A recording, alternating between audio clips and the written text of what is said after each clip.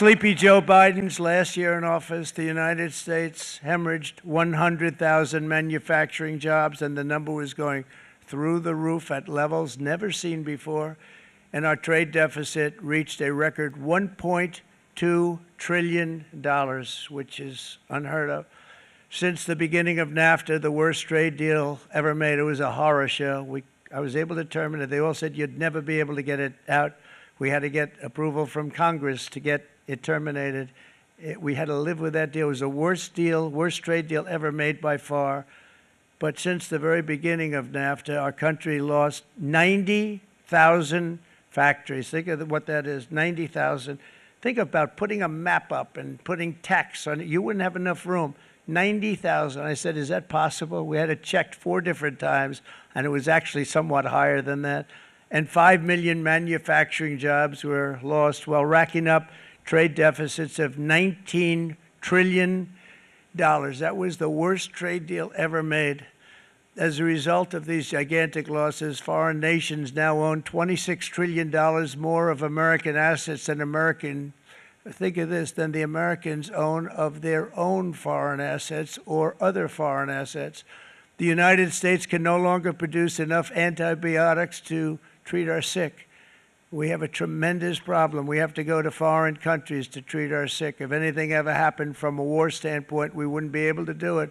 We import virtually all of our computers, phones, televisions, and electronics. We used to dominate the field, and now we import it all from different countries. A single shipyard in China now produces more ships every year than all of the American shipyards combined. Think of that. And it was a business that we used to dominate. We used to dominate it totally. In short, chronic trade deficits are no longer merely an economic problem. They're a national emergency that threatens our security and our very way of life. It's a very great threat to our country. And for these reasons, starting tomorrow, the United States will implement reciprocal tariffs on other nations. It's been a long time since we even thought of that. We used to think about it a lot. We didn't think about it for many decades, and you see what's happened.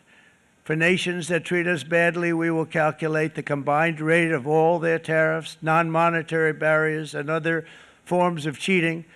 And because we are being very kind, we're kind people, very kind.